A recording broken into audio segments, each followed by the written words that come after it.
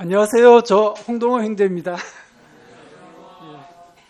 예, 저에 대해서 간단히 소개를 좀 드리고 말씀을 시작했는데 저를 잘 모르시는 분도 계실 수 있어서 저는 모임에 나온 지 얼마 안 됐는데 이제 나이는 57살이고요. 아직 생일이 안 지났고 그리고 1998년에 결혼해서 아내와 사이에 이제 딸 하나, 아들 하나 두고 있습니다. 제가 가천에 살고 있는데 5월 15일자로 천호동 쪽으로 이사 올 예정입니다. 제가 모임에 나온 지 얼마 안 됐는데도 저를 따뜻하게 맞이해 주시고 또 환영해 주셔서 너무나 감사드립니다. 사실 여러분과 여러분 가정에 주님이 주시는 기쁨과 평안이 함께 하기를 충만하시기를 바랍니다.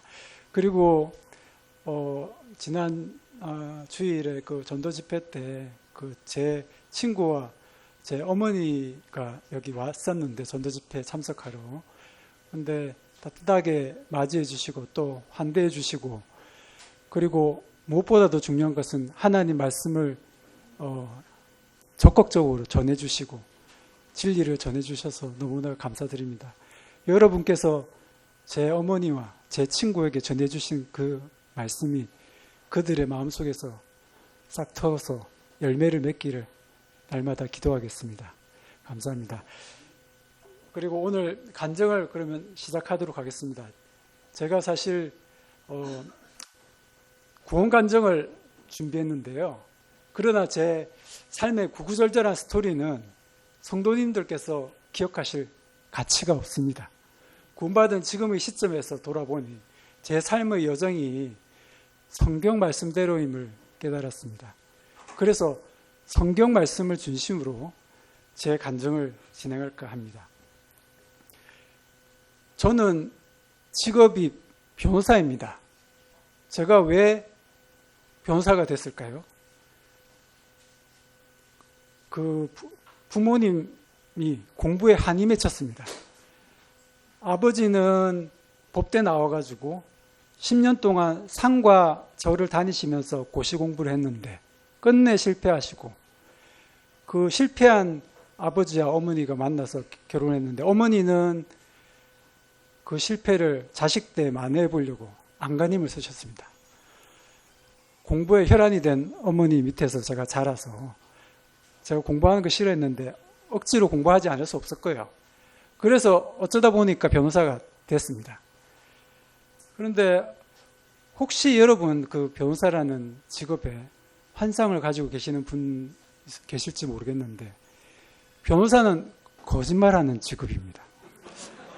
혹시 그 미국의 영화 짐 캐리라는 배우 아시죠? 그 짐 캐리라는 배우가 주연한 라이어라는 영화 혹시 보신 적 있으신가요? 우리나라 뮤지컬로도 나왔잖아요. 이제 라이어입니다. 로여가 아니고 거짓말장이라는 뜻입니다. 근데 그 짐 캐리가 그 영화에서 대형 로펌에 아주 거짓말 잘하는 유능한 변호사로 나옵니다. 너무나 거짓말을 잘해서 집에 가서 아내와 아이들한테도 거짓말, 또 외도를 하고 이혼을 당합니다. 저도 대형 로펌에 다녔어요. 오래 있었는데 대형 로펌에 있다 보면 비용이 많이 들거든요. 뭐 비서도 있어야 되지, 삐까번쩍한 건물도 있어야 되지, 수임료를 어린이들에게 부풀리기도 하고, 또 사건을 끌어오기 위해서 과장되게 때로는 거짓말 섞어서 얘기하기도 하고, 제가 거짓말을 좀 했습니다. 많이 했습니다. 그리고 저는 거짓말을 좋아했는데요. 뭐 예를 들면 영화와 소설을 너무 좋아했습니다. 어릴 때부터 영화 한 편 보면 그냥 네 대편을 그냥 연달아 쫙 하루 종일 영화만 봤는데 그 정도로 뭐 중독이라고 할 수 있을 정도로 이 거짓의 세계를 좋아했습니다. 그리고 어른이 돼서는 뉴스 중독이 됐는데요. 그러니까 뉴스를 얼마나 중독이 됐냐면 길 가다가 핸드폰 계속 보다가 속보 체크하다가 속보가 빨리 안 뜨면 안절부절 못할 정도였어요. 완전 중독이었죠. 뉴스는 제가 거짓말이라고 생각하고 보지는 않았습니다. 그게 진실이라고 생각했는데 알고 보니까 거짓말이더라고요. 왜냐하면 제가 기자들한테 몇 번 취재를 받은 적이 있었는데 신문에 보니까 제가 말한 거하고 다르게 나오는 거예요. 그때 저는 알았습니다. 기자들이 다른 사람들의 입을 빌어서 자기가 하고 싶은 얘기를 하는 게 신문이구나, 뉴스구나 하는 걸 제가 그때 알았어요. 그래서 그렇게 제가 거짓말을 하기도 하고 또 속기도 하면서 살았습니다. 제가 변호사라는 직업을 택한 것은 돈 잘 번다고 해서 그랬어요. 제가 왜 돈 잘 벌려고 했냐고요? 돈을 잘 벌면 제 육체와 마음이 원하는 것을 마음껏 할 수 있다고 생각했어요. 저는 인생의 행복이 제가 하고 싶은 거 하면서 즐기면서 사는 것이라고 생각했습니다. 쾌락주의자였죠. 그 사도행전의 에피쿠로스 철학자들처럼. 근데 저는 신앙을 갖기 전까지는 사탄이나 마귀가 뭔지는 몰랐는데 지나고 보니까 돈이 제게 사탄이고 마귀였던 것 같아요. 그리고 돈이 없으면 그냥 죽을 것 같고 돈이 있으면 어떻게든 나쁜 짓 하느라고 궁리했습니다. 돈 가지고. 그리고 제가 그 뉴스나 소설 좋아했다는 거 말씀드렸죠. 그러니까 저는 눈으로 보는 거 다 좋아했어요. 안 보고 정욕이 제게는 사탄이고 마귀였던 것 같아요. 그 눈으로 너무나 나쁜 것들이 많이 들어왔어요, 저한테. 물론 저 안에도 제약이 가득했지만. 그리고 또 변호사라고 하면 이제 세상에서 좀 알아주니까 제게는 이생의 자랑이 사탄이고 마귀였어요. 제 마음속에는 엄난과 부정과 사욕과 악한 정욕과 탐심이 부글부글 끓고 있었지만 구원받기 전에는 하나님의 진노를 알지도 느끼지도 못했습니다. 제 마음속에 정욕이 이루어지지 못할 때에는 오히려 나 자신이 진노의 하나님이 되었습니다. 모든 것이 나 자신을 중심으로 돌아갔고 제가 창조한 세계 속에 저는 갇혀 있었습니다. 그렇기 때문에 주위 사람이 제 생각대로 안 움직이면 분한과 노여움과 악의와 비방으로 대하기도 했습니다. 저보다 강한 사람이면 제 마음을 감추기 위해서 아첨아부를 하거나 위선적인 거짓말을 하기도 했습니다. 제가 47살에 구원을 받았는데요. 그전에 이미 인생 사는 것을 지쳐 있었습니다. 요새 변호사가 하도 많아서 변호사 된 거 가지고 성공이라고 말하기는 어렵지만 제 나름대로는 변호사 생활에 만족하고 있었는데요. 왜 지쳐 있었을까요? 제 자신의 죄악에 지쳐 있었습니다. 제 마음은 어릴 때부터 텅 빈 공허한 구멍 같은 게 뚫려 있었는데 저는 그걸 항상 느끼면서 살았어요. 저는 그 구멍을 메꾸기 위해서 계속 죄악으로 달려가게 되는 것이었습니다. 고시에 합격하기 전에는 공부해야 되기 때문에 어느 정도 제 생활을 자제했죠. 그런데 고시 합격하고 나니까 또 돈도 벌고 하니까 세상의 모든 걸 다 가졌잖아요. 생활이 방탕해졌습니다. 와이프와는 고시 합격하고 나서 중매로 결혼했는데 제 죄악으로 인해서 부부관계도 극도로 악화되어서 밤에는 술집에서 시간을 보내고 낮에는 거짓말을 하고 가면을 쓰고 사는 생활을 했습니다. 저는 내심 그 죄악을 즐기고 있었고 한편으로는 그 생활에서 벗어나고 싶었어요. 저는 거짓에 탐닉하면서도 한편으로는 거짓에 질려 있었습니다. 제가 엄청나고 끔찍한 죄악 중에 있을 때, 구체적으로 말씀 안 드리겠습니다. 방탕한 생활로 밤을 지새우고 아침에 숙취로 눈을 뜰 때 저는 곧 죽을지도 모른다는 생각을 했습니다. 저는 술을 좋아하기는 했는데 몸이 술 체질이 아니라 가지고 아침마다 괴로웠거든요.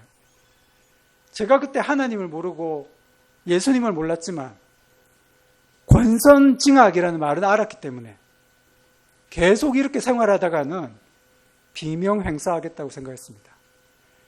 제 마음속을 들여다보면 너무 더럽고 추악하고 무정하고 이러다가는 언제든지 살인이나 감옥에 갈 수 있는 중대한 범죄를 저지를 수 있겠다 하는 상태였습니다. 저는 겉으로는 그럴듯한 직장인으로서의 생활을 하고 있었지만 속으로는 썩어 들어가서 정욕과 악독과 분노와 불안으로 가득 차 있었습니다. 47년이라는 긴 시간 동안에 예수 그리스도께서 이 불경건한 사람을 오래오래 참으심을 보여주셨습니다. 그러던 어느 날 복음이 저를 찾아왔습니다. 할렐루야! 하나님께서 저를 불쌍히 여기셨습니다. 제 와이프가 저보다 10년 먼저 이요한 목사가 담임하는 서울중앙교회라는 교회를 다녔는데요. 제가 이사간 동네에 우연히 그 같은 교회 다니는 중학교 선배를 만났습니다. 그 선배가 밥을 사주면서 자기 평생 소원이 한 번만 말씀 듣자는 거예요. 자기 집에서 하니까 부담 갖지 말고 오라는 거예요. 교회에서 한다고 했으면 안 갔을 거예요. 집에서 한다고 하니까 그 선배 집에 제가 3일만 가보자. 그리고 3일만 가는 길에 한번 이 기회에 성경을 한번 전체적으로 통독해보자. 그런데 개역 한글판 성경을 보니까 너무 어려운 거예요. 그래서 제가 성경책 중에 제일 쉬운 성경책이라고 있더라고요. 쉬운 성경 이렇게 조그마한 거 하나를 가져 읽었습니다. 그 전도집회 가는 3일 동안에 한 권을 다 읽었는데 제가 이제 집에 이렇게 딱 누워가지고 리클라이너 지금은 없지만 그때 집에 있었어요. 누워가지고 이제 성경을 이렇게 구약 성경을 소설책 읽듯이 다 읽고 그다음 마태복음 4장 22절 딱 보는데 세베대의 아들 야고보 요한을 예수님께서 딱 부르시잖아요. 저는 그 순간 그러니까 세베대의 아들이 배와 부친을 버리고 예수님을 따라갔다고 돼 있는데 그걸 딱 보는 순간 예수님이 저를 부른다고 느꼈습니다. 그래서 저는 이렇게 누워있다가 벌떡 일어나가지고 엎드려가지고 기도하면서 예수님, 제가 예수님 따라가겠습니다 하고 기도했습니다. 제가 왜 그랬는지 저는 모르겠어요. 그렇지만 아마도 그 전에 너무나 암울한 생활에 대한 돌파구가 될 것이다 라고 저는 나름대로 생각했던 것 같습니다. 지금 추측하건대. 그래서 그렇게 몇 달 동안 와이프와 아이들 관계, 와이프와 아이들은 이미 그 교회를 다니고 있었는데 같이 교회 나가고 그리고 그러다가 2014년 1월에 창세기 3장 21절에 관한 말씀을 들었습니다. 여호와 하나님께서 아담과 그 아내에게 가죽옷을 지어 입히시니라. 그 가죽옷이 예수님의 십자가라는 것입니다. 제가 그 말씀을 듣고 하나님의 은혜가 너무나 감사해서 울었습니다. 제가 그때 이제 확실히 구원을 받았구나라고 확신을 했는데 그런데 제 가정 집회에서는 제가 예수님의 십자가로 제사함 받았습니까? 했을 때 받았습니다 라고 대답했어요. 그랬더니 뭐 이렇게 하늘나라에서 지금 잔치하고 있다 뭐 그렇게 말씀하시더라고요. 근데 저한테 그건 안 물어봤어요. 예수님을 주로 시인하십니까? 그런 거 안 물어보더라고요. 그때 저는 제사함 받았다고 대답했으니까 죄가 다 청산됐다고 생각하고 이전에 죄악된 생활을 청산하고 새 생활을 시작했습니다. 저는 와이프와 아이들과 같이 교회에 나가는 것 그 자체로 만족했고 또 교회 구역 모임, 수양회 이렇게 적극적으로 그런 행사에 동참하는 것이 올바른 신앙생활이라고 믿었습니다. 교회가 하라는 대로 열심히 전도도 했어요. 2014년 6월 달에 제 아버지가 소천하셨는데요. 말기암 선고를 받고 이제 몇 달 안 가서 소천하셨는데 딱 말기암이니까 이제 몇 달이 나오잖아요. 저는 이제 불이 나게 막 전도를 하고 해서 임종 직전에, 임종 전날 밤에 제가 밤새워서 아버지를 간호하면서, 아버지가 이제 폐렴이었는데, 폐렴은 숨이 막히잖아요. 숨이 막혀서 점점 목 졸려 죽는 거야. 서서히 목 졸려 죽는 거야. 계속 산소 마스크를 달라는 거예요. 제가 안 돼, 아침까지 기다려서 뺏고 해서. 그러더니 이제 계속 말씀을 전하고, 그래서 아버지를 너무나 괴롭혀 드렸어요. 그러더니 아침에 이제 마지막으로 나는 이제 영생에 들어간다 한 말씀 하시고 돌아가셨어요. 어머니를 제가 한 번은 하와이에 모셔가고 한 번은 공주에 모셔가고 두 번을 전도 집회 모셔갔고요. 동생들한테 뭐 비디오 전하고, 그리고 직장 동료들한테 비디오 전하고, 비디오 안 보려고 하면 오디오 파일 주고, 오디오 안 보려고 하면 성경 공부하라고 권유하고, 부지런히 6년 동안 열심히 교회 행사에 동참했습니다. 전도도 하고요. 근데 지금 생각해 보면 예수님을 주로 영접함이 없이 대속 교리만 받아들여서 구원 이후에 마치 저 혼자 깨끗해진 것처럼, 제가 주인인 것처럼 신앙생활을 제가 주도적으로 하고 하나님은 이를 도와주시는 것처럼, 교회에서도 사람을 하나님의 형상대로 창조하신 것은 하나님처럼 되게 하기 위해서라고 하시니까, 그렇게 가르치니까 제 마음이 우쭐해졌습니다. 어느새 마음이 높아져 있었어요. 히브리서 3장 1절에 대제사장이신 예수님을 깊이 생각하라고 되어 있는데, 저는 주 예수 그리스도를 깊이 생각하지 않았습니다. 그러면서 제 자신이 마치 거룩한 것처럼 착각하고 있었습니다. 신앙생활은요, 하나님의 마음에서 본 열심이어야 하는데, 저는 사람의 지혜, 사람의 노력, 세속적인 수단 방법으로 열심히 했습니다. 저는 2013년 6월 1일에 그게 구원생일이라고, 저희 구원생일이라고 반복하면서 간증하고 다니면서 제 마음을 믿었습니다. 그런데 제 마음의 변화를 일으키신 분은 하나님이시라는 것을 그때 알지 못했습니다. 믿음이 하나님의 선물이라는 것을 그때 알지 못했습니다.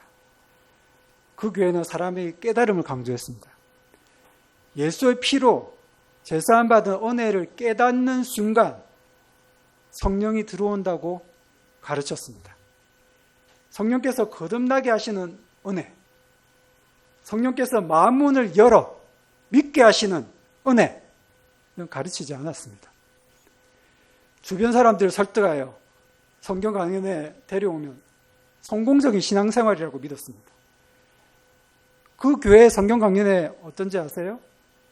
종말론, 대홍수에 관해서 얘기해서 사람들의 흥미를 끌고, 죄와 지옥에 관한 무시무시한, 눈을 돌리게 하는 무시무시한 동영상을 보여줘가지고 사람을 겁주고, 그러고 나서 이거 믿으면 천국 간다 그럽니다. 누가 안 믿겠습니까? 누가 손 안 들겠습니까?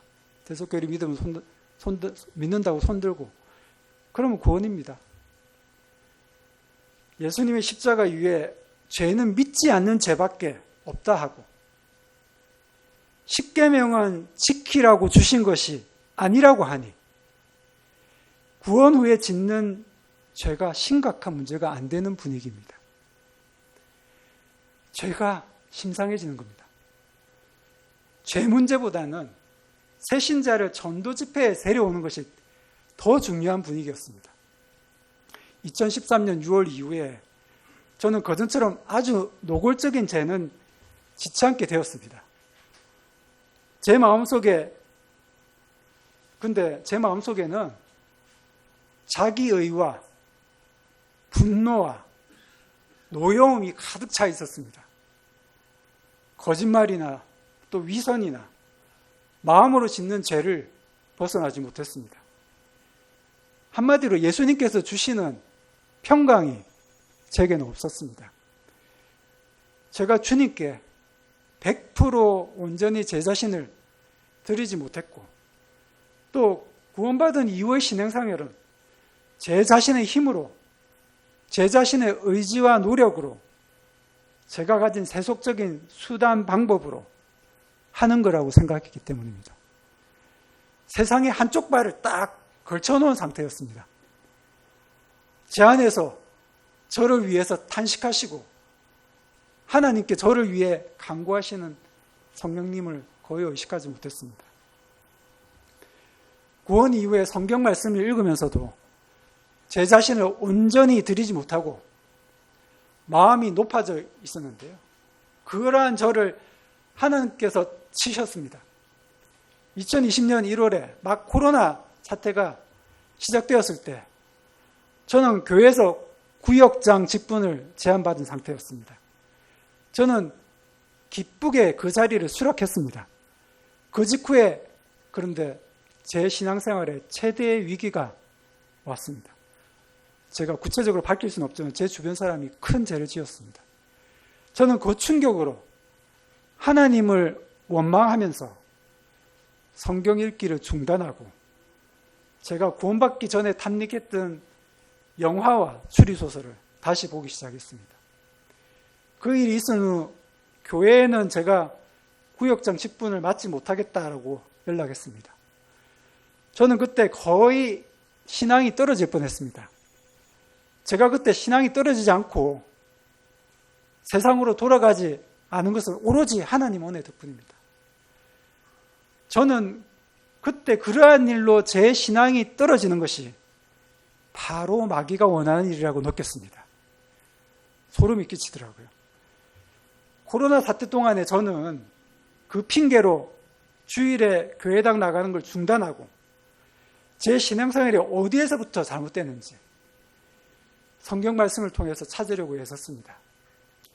그때 미국 복음주의 정통신학자 존 메가더 목사님의 설교를 알게 돼서 그것을 열심히 들었고, 그것을 통해서 신앙은 사람의 뜻이나 원하는 자나 다른 박질하는 자로 말미암아 나는 것이 아니라는 것을 깨닫게 되었습니다. 그동안 제 자신의 뜻으로, 제 자신의 의지로, 제 자신의 열심으로, 제가 가진 세속적인 수단 방법으로 신앙생활을 하는 것이라고 생각했는데 그것이 한 번에 무너지게 된 것입니다. 저는 그 교회에서 제게 잘못 가르친 것이 있지 않나 찾기 시작했습니다. 그러다가 마태복음 7장 23절 말씀을 발견했는데요. 저는 예수님께서 저를 아시는가 하는 의문이 생기기 시작했습니다. 이 구절에서 선지자 노릇한다는 동사는 헬라어로 프로페티오인데 이 동사는 성경에서 예언하다, 설교하다는 뜻으로 흔히 쓰인다는 것을 발견했습니다. 알고 보니 선지자 노릇한다는 뜻의 동사가 따로 있는 것이 아니었습니다. 예수님께서 주님의 이름으로 설교하는 사람도 알지 못하시면 도대체 어떤 사람을 아신단 말인가? 저는 그때까지 예수님의 십자가로 제가 제사받았다는 것은 알고 있었지만 제가 예수님과 연합되어야 한다는 것을 알지 못했습니다. 그리고 예수님께서 제 주인 되신다는 것은 알지 못했습니다.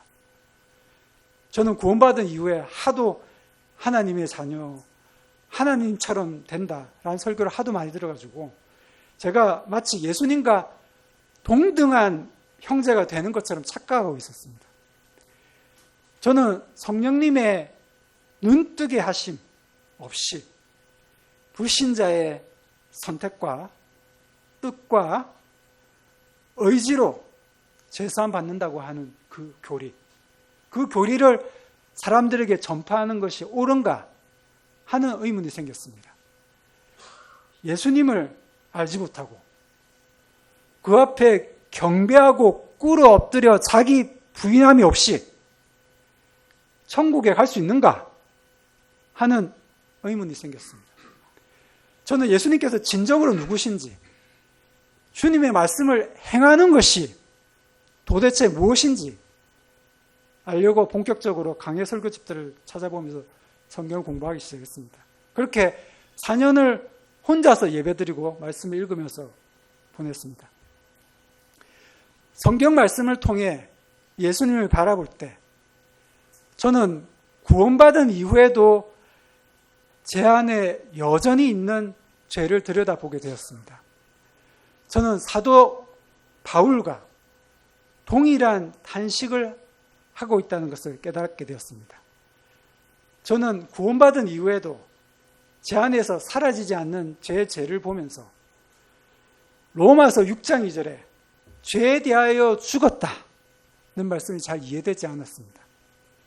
내가 구원받은 이후에도 계속 죄를 짓고 있는데 내가 죄에 대하여 죽었다는 것은 무슨 뜻인가? 그러다가 깨달은 것이 죽은 것은 예수님이구나. 나 대신에 죽으신 거구나.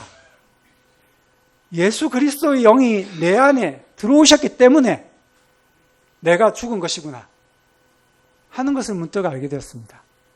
저는 그전에는 주 예수 그리스도와의 연합을 이해하지 못했습니다. 제 안에 있는 그리스도의 영을 거의 의식하지 못했습니다. 그런데 예수 그리스도의 영이 제 안에 계신 거예요. 그분께서 제 안에서 치열하게 죄와 싸우고 계신 거예요. 아직도 제게 남은 제 더러운 죄성을 없애려고 하시는 거예요. 제가 구원 이전에 하나님께 500데나리온을 비쳤다면 구원 이후에는 하나님께 50데나리온을 비친 것이구나. 하나님께서 그것을 모두 다 탕감시켜 주신 거구나. 나는 구원받기 이전이든 구원받기 이후에든 나는 아무것도 아니구나. 내가 사는 것, 내가 살아있는 것 자체가 오로지 주님의 은혜뿐이로구나. 저는 새삼 제 죄가 얼마나 큰지를 깨달았고 그 끔찍하게 큰 죄를 사해 주신 주님의 은혜가 얼마나 큰지를 깨달았습니다. 제가 사는 것은 예수님께서 사는 것이고 제가 신앙생활하는 것은 예수님께서 제 안에서 행하시는 것이구나. 내가 처음 믿는 순간에 예수님의 영이 들어오셨을 뿐만 아니라 타락한 나라는 인간이 믿도록 애초부터 원수되었을 때부터 제게 역사하신 분이 바로 예수 그리스도의 영이시구나 하고 깨달은 것입니다. 저는 예수님께서 하나님이시고 하나님께서 제 안에 계셔서 저를 이끌어 가신다는 것을 확실히 깨닫게 되었습니다. 제가 살아 숨쉬는 것이나 집에서 아내와 자녀들과 지내는 것이나 사회에서 친구나 지인이나 의뢰인을 만나는 것이나 아니면 전혀 모르는 사람을 만나는 것이나 모두 예수님께서 행하시는 것이구나. 내가 성경 말씀을 볼 때 그때마다 성령님께서 그 사실을 내게 일깨워 주시는 것이고 성령님께서 내가 왜 살고 있는지 다른 사람에게 어떻게 행동해야 되는지 교회를 어떻게 섬겨야 하는지 가르쳐 주시는 것이구나. 나는 나 자신의 행복을 위해서가 아니라 하나님의 영광을 위해서 창조된 존재이로구나 라는 것을 알게 됐습니다. 그 순간에 예전에 지식으로 알면서도 마음으로 이해하지 못했던 자기 부인이 무엇인지 제가 져야 하는 십자가가 무엇인지 딱 깨달아지는 거예요. 저는 예전 교회에서 성찬식에 참석하라는 말을 거의 들은 적이 없습니다. 성찬식은 새 신자들만 하는 것으로 알고 있었습니다. 예전에 예수님을 경배해야 된다는 말을 들어본 적이 없습니다. 예배 또는 경배 같은 것은 형식적인 거라고 가르쳤습니다. 예수님의 주인 되심도 왕 되심도 거의 들어본 적이 없습니다. 예수님은 거저 속죄제물이었습니다. 자기 부인이 무엇인지 저는 이해하지 못했습니다. 내가 구원받았으니까 이 세상에서 적당히 교회 다니다가 적당히 헌금하고 적당히 전도하고 살면 천국 가서 하나님처럼 살겠구나. 그렇게 생각했습니다. 그러나 이제는 이 모든 것을 다 알게 됐습니다. 예수님은 하나님이시고 하나님께서 인간의 형상으로 오셔서 내 영혼을 살리시고 그 자리에서 대신 죽으신 것. 지금 이 순간에 살아있는 건 나 자신이 아니고 예수님이시구나. 저는 누가복음 17장 10절 말씀을 두고 고민했습니다. 주님께로부터 명령받은 것을 다 행한 것이 무익한 일인가? 율법을 다 행한 것이 무익한 일인가? 그런데 어느 순간 그 일이 내가 하는 것인가? 구원받은 이후에 내가 사는 것이 나를 위해 사는 것인가? 나는 종, 즉 노예, 슬레이브일 뿐이고 내 뜻과 내 힘과 내 능력으로 사는 것이 아니라 오로지 주님의 뜻과 주님의 힘과 주님의 말씀에 의지하여 주님의 능력으로 사는 것이고 내 영광을 위해서 사는 것이 아니라 주님의 영광을 위하여 사는 것입니다. 구원받기 이전에는 나는 죄의 종이었고 구원받은 이후에는 나는 예수님의 무익한 종입니다. 무익하지만 행복한 종입니다. 주님께서 다 해주시니까요. 지난주에 전도집회 손석희 목회자님의 마지막 설교에서 불타는 건물에 매달린 사람을 걸어주셨습니다. 불타는 건물은 세상이라고 말씀하셨어요. 저는 그 말씀을 듣는 순간 마태복음 16장 25절 말씀이 생각났습니다. 이 구절에 나를 위하여는 헬라어로 헤네케 에무인데 헤네케 에무. 헤네케는 위하여이고 에무는 나입니다. 그런데 헤네케는 무엇 때문에라는 뜻으로도 종종 쓰이는 단어입니다. 예수님 때문에, 예수님께서 하신 말씀 때문에 죄악된 세상을 붙잡은 손을 놓고 예수님이라는 생명의 원천으로 자기 몸을 던지는 것이 믿음입니다. 자기 행복을 찾고 자기를 위해 살면 망할 것이요.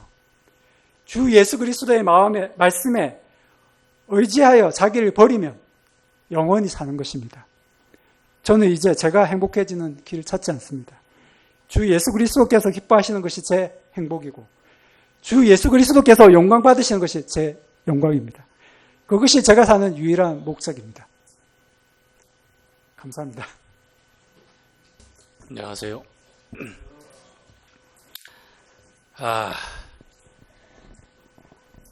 열정적이고 진실하고 너무 투명한, 그래서 듣는 이로 하여금 더 집중하게 하는 그런 시간이었던 것 같습니다. 지금 잠실교회에 지금 출석하고 계신지 지금 2달은 채 안 되신 것 같고 한 달 보름 정도 이렇게 되어 가시는 것 같은데,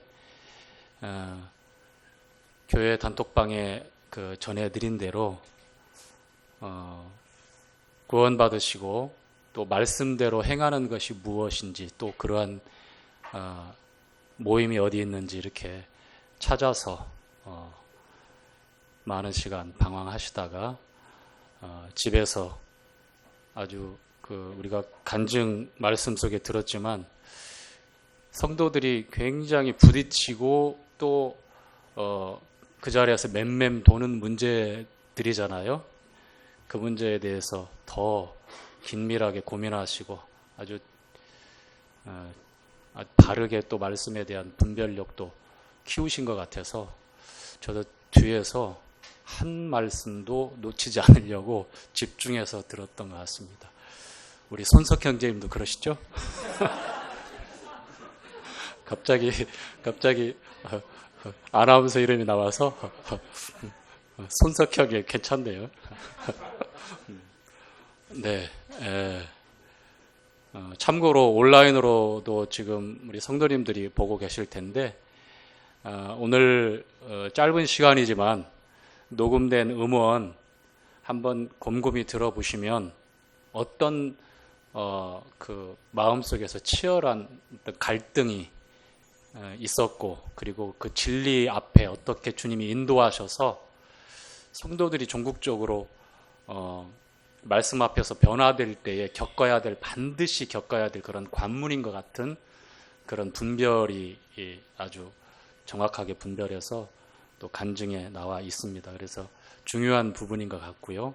그래서 우리가 한번 좀 더 좀 들어봤으면 좋겠고, 그리고 저 변호사에 대한 저 환상이 깨졌습니다.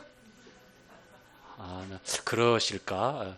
물론 이제 짐 캐리 그분이 열연했던 영화 보면서 뭐 대충 뭐 세상살이가 그렇겠지는 알지만, 형제님 입술에서 그런 얘기 하니까 진짜 그런가? 이렇게 기대가 실망으로 좀 바뀌었는데, 어쨌거나 새로운 피조물로 이제 그런 과거의 삶이 아니고, 그런데 세상 변호사들은, 우리가 볼 때 그런 법조인들은 누가 봐도 존경받는 그러한 위치에 있지만 보이지 않는 내면에 그 부끄럽고 숨기고 싶은, 만인이 모르는 그러한 철저한 비밀에 또 붙여있는 그런 부분이 있는 것 같아서 씁쓸합니다만, 우리 주님이 저희들의 변호사자잖아요. 그렇죠?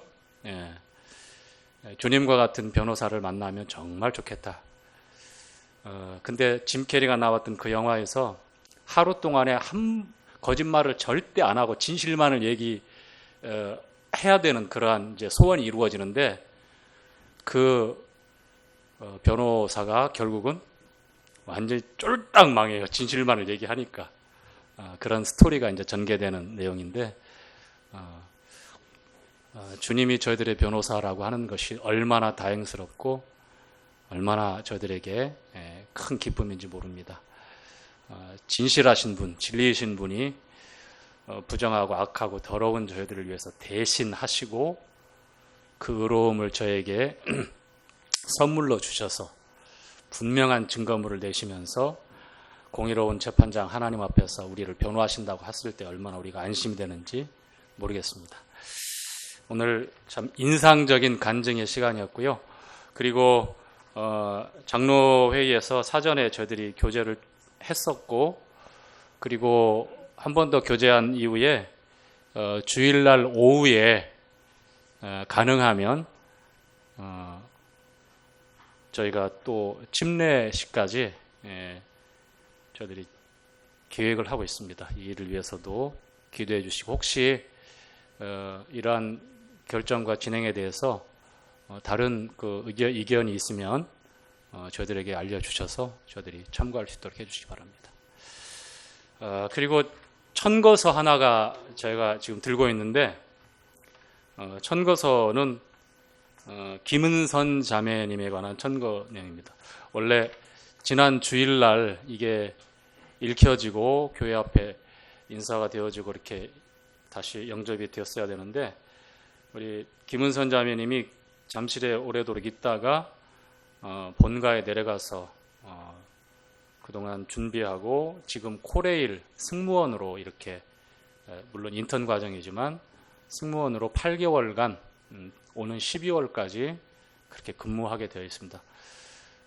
직장 그 특성상 딱 정해져 있는 휴무대로 그렇게 생활할 수 없기 때문에 4월 달에는 주일날 예배당에 함께 나와서 함께 예배하는 시간이 어려울 것 같다고 합니다.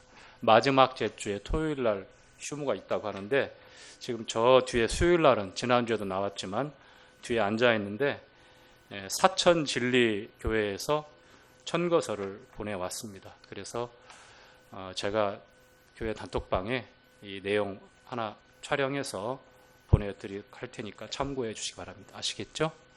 예, 이따 김은선 자매님, 예, 환영합니다.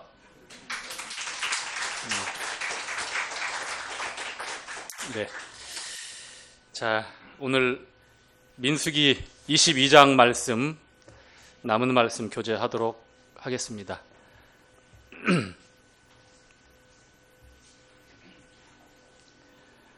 자, 우리는 지난주에 22장 1절부터 20절까지 중에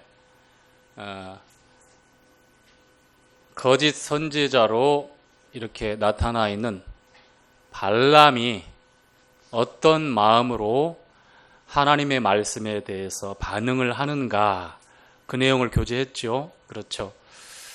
이스라엘 백성들이 모압 평지에 진을 치고 그 위세가 대단하니까 모압 왕 발락이 봤을 때에 크게 위협을 느껴서 발람이라고 하는 그런 주술사를 동원해서 이스라엘 백성들이 그들 표현으로는 저주를 하게 해서 전투 능력을 완전히 상실하게 만들고 전투를 해서 이스라엘을 몰아내게 할 수 있도록 그렇게 요구를 하게 되죠.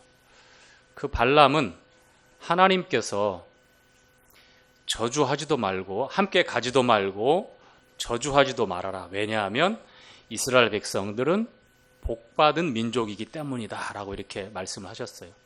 하나님의 계획과 하나님의 뜻과 하나님이 어떠시다라고 하는 것을 분명히 밝혔음에도 불구하고 미디안 장로들과 귀족들 몇몇이 와서 그에게 많은 물질과 명예를 조건으로 들어서 그가 와서 모압 왕 발락의 요구를 들어달라고 이렇게 간청을 하게 됩니다.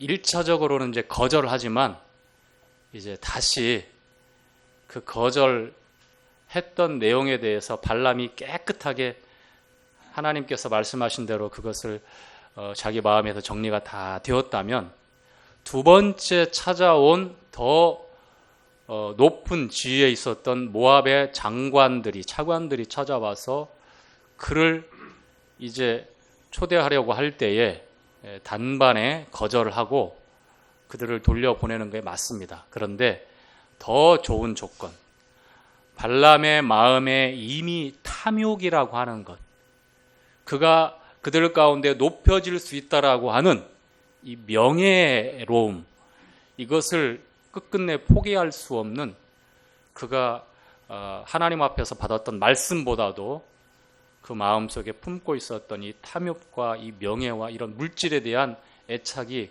더 컸기 때문에 하나님의 뜻을 거스리게 되죠.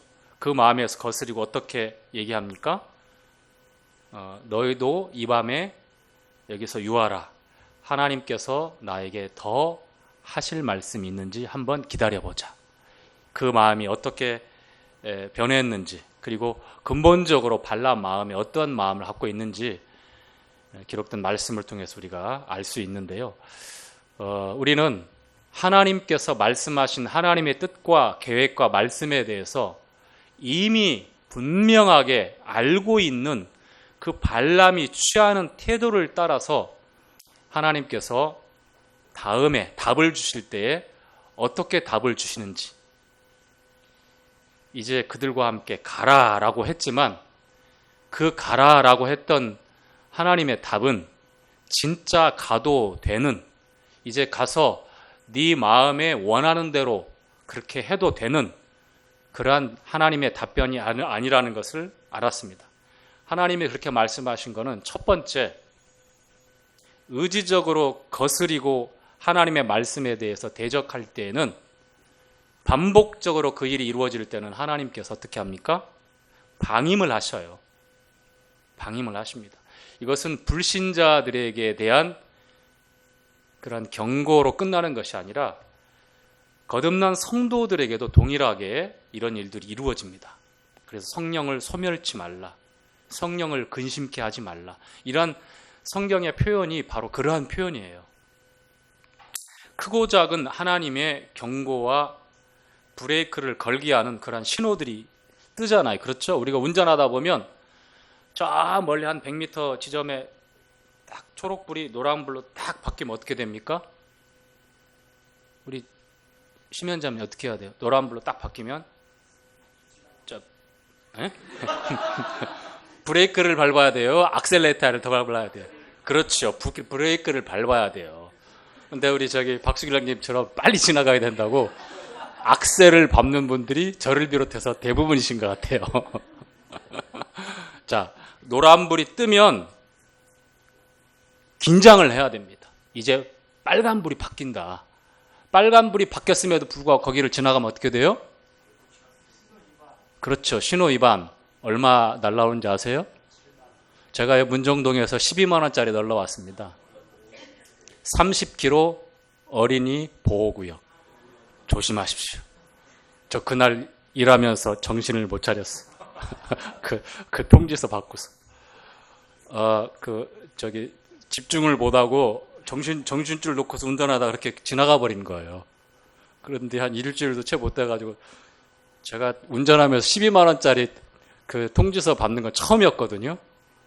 빨간불일 때 그것도 1초가 지난, 빨간불 딱 됐을 때 바로 지나가면, 그래서 이렇게 빨리 지나가시는지 모르지만 안 찍힌다고 그래요.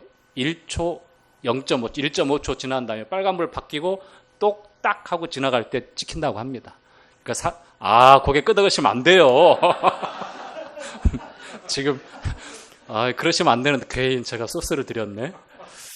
그 뒤로는 저에게 지금까지 뭐 범칙금 통지서가 날라오는 게 없는데, 노란불일 때 제가 이제 쌩쌩 지나가기도 하는데, 우리 마음에 노란불이 깜빡깜빡 들어올 때가 있어요. 이게 성령께서 우리에게 주시는 주의와 경고잖아요. 그렇죠? 적색불이 들어올 때는 늦어요, 이미. 그렇죠?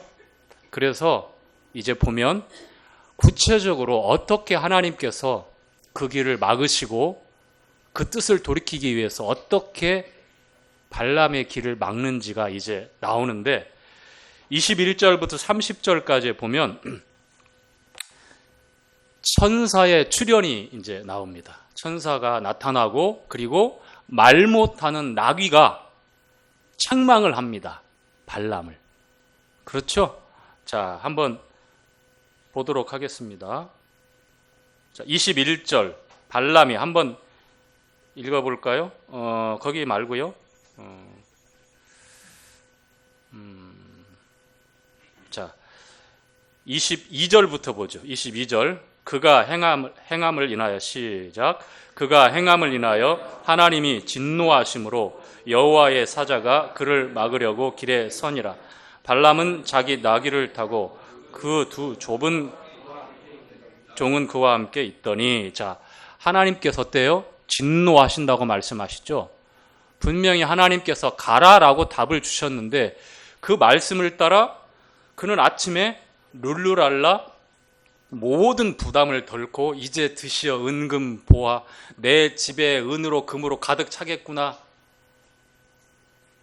탐욕이 충만한 마음을 가지고 장관들보다도 높아져서 모압 땅에서 존귀하게 되는 귀인으로 대접받겠구나, 그 명예욕에 그냥 푹 젖어가지고 이제 출발을 룰루랄라 하는 거예요.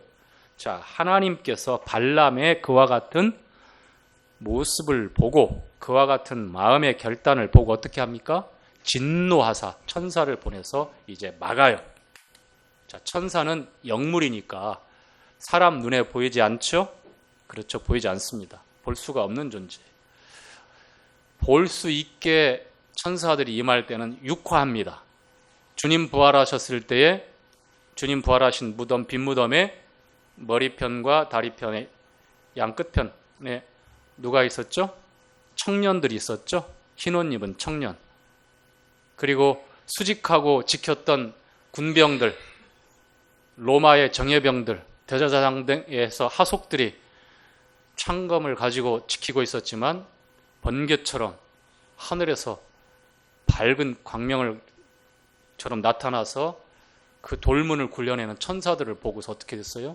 죽은 자처럼 그렇게 다 변해버렸어요. 꼼짝 못하고 심장마비 일보 직전까지 가는, 우리가 실제로 눈으로 볼 수 있는 그러한 육화되어지는 사건들이 성경에는 많이 나와요.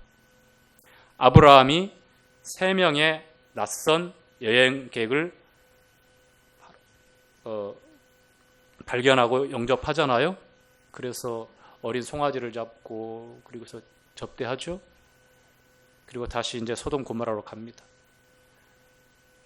그런데 하나님인 것을, 예수님이잖아요. 구약의 하나님인 것을 알고 이제 거기서 끈질긴 중보가 또 일어나잖아요. 그거를 알려주시니까 그 죄악이 넘쳐서 이제 멸망으로 간다.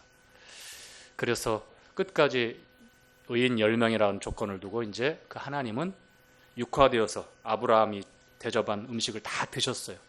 이 땅에 오셔서 이제 하늘로 올라가시고, 두 사람의 청년은 어떻게 됩니까? 어디로 들어가죠? 소돔성에 들어가죠. 롯의 집에 들어갑니다.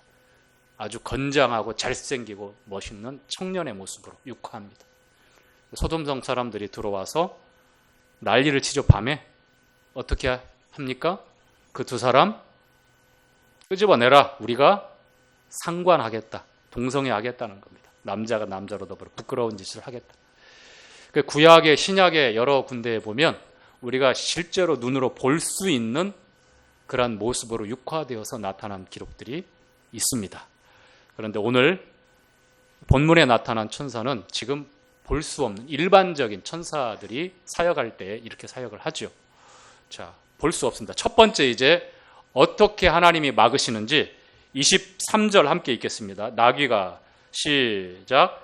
나귀가 여호와의 사자가 칼을 빼어 손에 들고 길에 선 것을 보고 길에서 떠나 밭으로 들어간지라. 발람이 나귀를 길로 돌이키려 책찍이라니. 자, 첫 번째 원래 있던 길에서 나귀가 어디로 가요? 빙 돌아서 이제 밭으로 들어갑니다. 그러니까 발람이 채찍질해요. 다시 원래 길로 돌아오게 하려고. 첫 번째 하나님께서 막으실 때예요. 그 길을 굽게 하는 겁니다. 우리의 신앙생활의 여정에도 비슷해요. 다르지 않아요. 그 길을 굽게 합니다. 힘들게 합니다. 다른 길로 돌아가게 만드는 거예요. 자기는 이 길이 맞다라고 생각했는데 자기 생각과 계획과 전혀 달라요. 하나님이 막으시기 때문에, 가면 되는 길이 아니기 때문에 돌아가게 만들고 굽게 만들고 불편하게 만듭니다. 어려움을 만드는 거예요. 첫 번째. 자, 나귀는 어떻게 해요? 천사를 볼 수 있었죠? 자, 지금 천사가 영적으로 발람이 영적으로 분별력이 좋아요? 나귀가 좋아요? 그래서 발람을 짐승만도 못한 사람이라고 하는 겁니다. 자, 두 번째 막으시는 방법이요.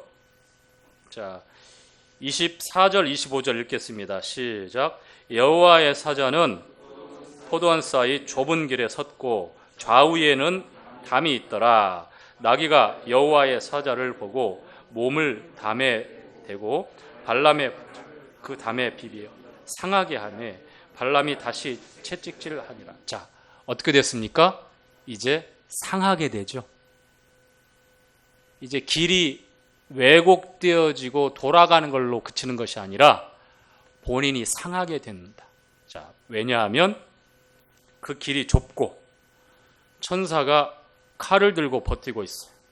그래서 나귀가 오는 그 길목에 비켜가지 못하도록 근접해 있으니까 어떻게 해요? 나귀가 벽쪽으로 붙어서 지나가려고 애를 쓰는 거예요. 채찍질하고 막 가야 되니까. 발람의 눈에는 아무것도 안 보이잖아요. 근데 나귀는 너무 두려운 거예요. 천사가 칼을 들고 있어요. 죽잖아요. 그렇죠? 죽어요. 나귀도 죽고 발람도 죽고 거기를 지나가면. 그래서 바짝 붙어가지고 가면서 어떻게 해요? 나귀 타고 있으니까 한쪽 발 붙여서 그렇죠. 담벼락에 비벼지니까 상하게 되는 거예요. 상하게 되는 거예요. 실제적으로 상하게 되는 겁니다. 두 번째 막으시는 거. 자, 그리고 마지막 세 번째 어떻게 됩니까? 자, 25절, 26절, 27절 함께 읽죠. 시작. 여호와의 사자가 더 나아가서 좌우로 피할 데 없는 좁은 곳에 선지라. 나귀가 여호와의 사자를 보고 발람의 발에 엎드리니 발람이 노하여 자기 지팡이로 나귀를 때리는지라. 이제 어떻게 됐습니까? 그 앞에서 엎드려졌어요. 더 이상 꼼짝 달싹 못하게. 그래서 이제 발람은 노기가 충천해가지고 어떻게 됩니까? 이제 자기 지팡이로 막 후려쳐요. 그러자 그때 하나님께서 나귀가 말을 할 수 있도록 그 입을 열게 합니다. 나귀가 뭐 어떻게 얘기했을까요? 주인님, 나를 존댓말을 했을까요? 반말을 했을까요? 그걸 모르겠지만 이게 존댓말 했다고 봐야 되는 게 맞을 것 같아요. 주인님, 왜 나를 이렇게 치십니까? 응? 네가 지금 맞고도 제정신이 없느냐? 내 손에 칼이 있었으면 너를 그냥 죽였을 것이다. 이 멍청한 덩키야. 당나귀인가요? 낙인가요? 예. 야, 그러자 나귀가 내가 평생의 주인을 섬겼는데 언제 한번 이러한 일을 행한 적이 있습니까? 없었다. 그제서야 뭔가 잘못됐다는 걸 눈치챘지만 비로소 이제 하나님께서 발람의 눈까지 열어서 그 앞에 서 있는 누구를 보게 해요? 천사를 보게 합니다. 자, 31절 함께 읽죠. 시작. 때에 여호와께서 발람의 눈을 밝히심에 여호와의 사자가 손에 칼을 빼들었고 길에 선 것을 보고 머리를 숙이고 엎드리니, 계속해서 여호와의 사자가 그에게 이르되 너는 어찌하여 내 나귀를 이같이 3번 때리니? 보라, 내 길이 내 앞에 패역함으로 내가 너를 막으려고 나왔더니 나귀가 나를 보고 이같이 3번 돌이켜 내 앞에서 피하였네. 나귀가 만일 돌이켜 나를 피하지 아니하였더라면 내가 벌써 너를 죽이고 나귀는 살렸으리. 자, 결과가 이렇게 끔찍한데 발람은 모르고 그 앞에서 자기의 의지대로 자행자제합니다. 하나님께서 막으셨던 이 첫 번째, 두 번째, 세 번째 방법. 그래서야 그제서야 발람이 잘못했습니다. 돌아가겠습니다. 라고 합니다. 아니다. 이제 가라. 가지만 하나님께서 너에게 이른 말만, 다른 어떠한 플러스 알파, 자기 생각, 바램, 혹은 그때 상황 봐서 적당히 타협해서 이런저런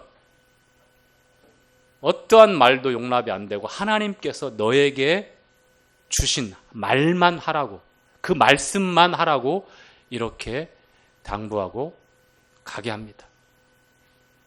자, 가지 말아야 될 길을 결국은 가는데요, 하나님께서 결국은 천사의 칼을 물리시고 그의 길을 열어서 가게 합니다.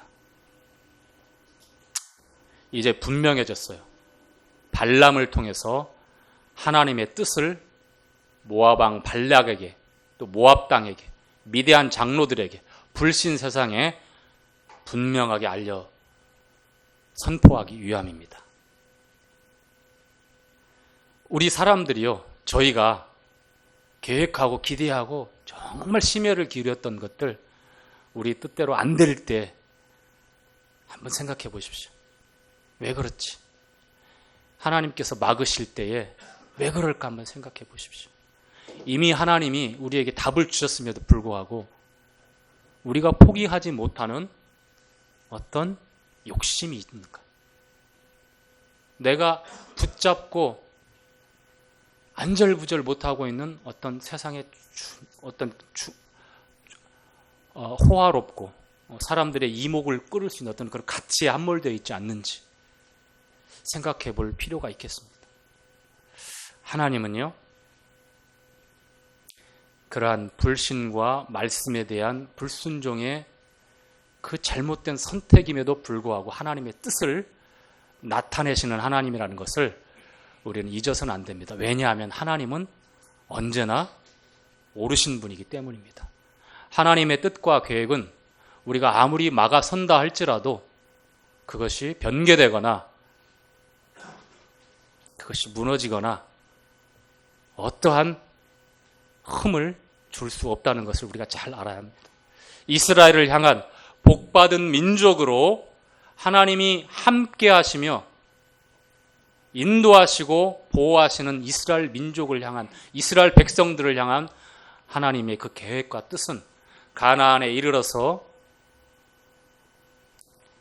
계속해서 그 말씀이 이루어지는 그 때까지 쉬지 않고 이루어진다는 거예요. 역시 발람이라고 하는 주술사를 동원해서 이스라엘 백성들로 하여금 힘없는 백성, 전쟁할 수 없는 백성, 두려움에 절절 매다가 모압 군대의 기세에 눌려서 다시 쫓겨갈 그런 백성으로 만들려고 했지만 하나님의 계획과 뜻은 그것이 아닙니다.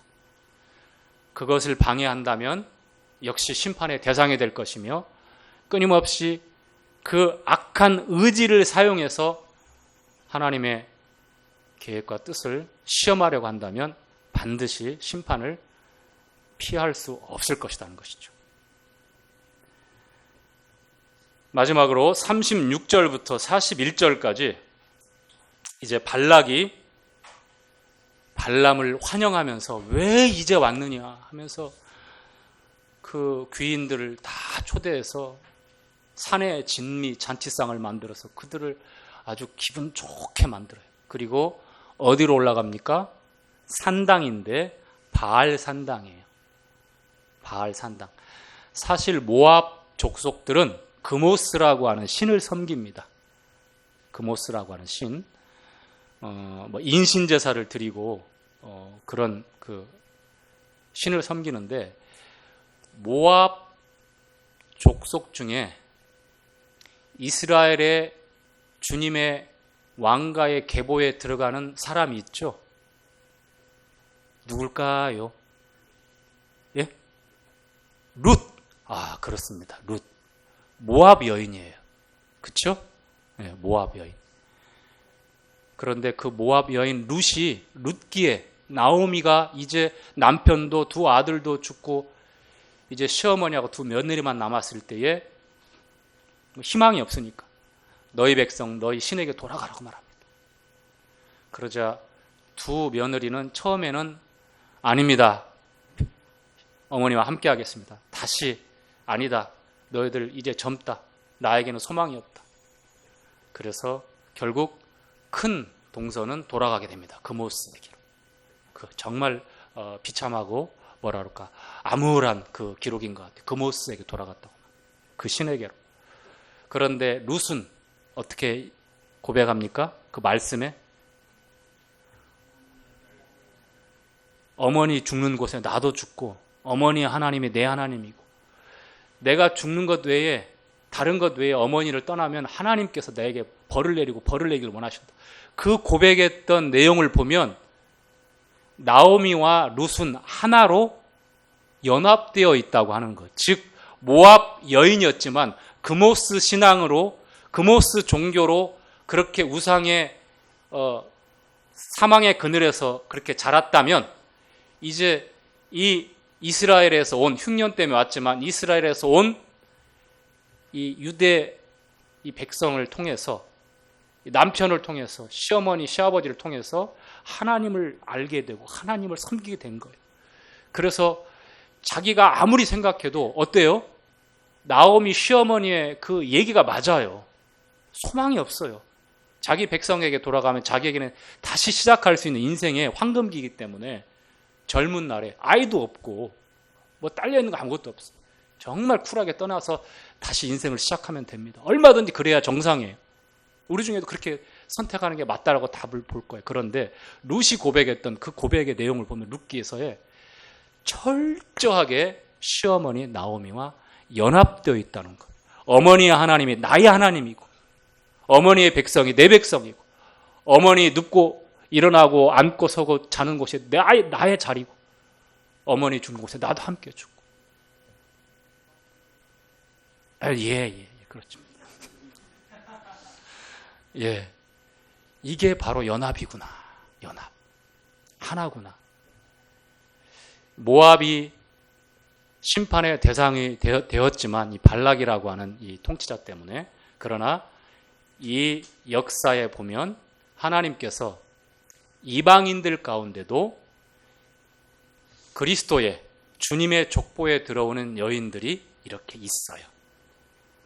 기생 라합, 룻, 그렇죠? 네, 또 있습니다. 여인들이 4명 등장하는데 족보에. 그 중에 저는 이 룻이 가장 감동적이라고 생각을 합니다. 이 모압 시작할 때에 아버지로부터라고 하는 이 모압 이름이 그런 뜻이잖아요. 큰 딸과 사이에서 태어났기 때문에 그 시작이 참으로 암울하고 불행하지만 이 룻이라고 하는 여인을 통해서 죄인된 이 죄악 세상에 살고 있는 우리 죄인된 우리가 하나님 앞에 은혜를 입고 또 이스라엘의 그 왕의 계보인 그리스도의 족보에 들어간 이 룻처럼 하나님의 언약의 약속에 들어갈 수 있었다는 것이 얼마나 축복된 하나님의 은혜인지 모르겠습니다. 오늘 22장 마무리하면서요, 중요한 건 이제 이 발람이라고 하는 선지자가 23장에도 24장에도 등장합니다. 23장, 24장에도 여전히 동일하게 다른 자기의 말과 행사가 나타나지 않아요. 하나님께서 경고하고 주의를 준 대로 하나님께서 감동하시는 그 말씀대로 이스라엘을 축복합니다. 발락이 화가 나요. 자리를 옮기고 더 좋은 조건을 두고, 그런데 그럴 때마다 더 축복의 경계가 넓어지고 이스라엘을 향한 하나님의 계획이 더 선명하게 뚜렷하게 드러납니다. 이것으로 발람이 마치고 그냥 한평생 마무리했다더라 했으면 좋았을 텐데 어떻게 됩니까? 베드로 후서인가요? 3장 15절인가요? 그 불의의 베드로후서 3장 말씀 읽고 마치도록 하죠.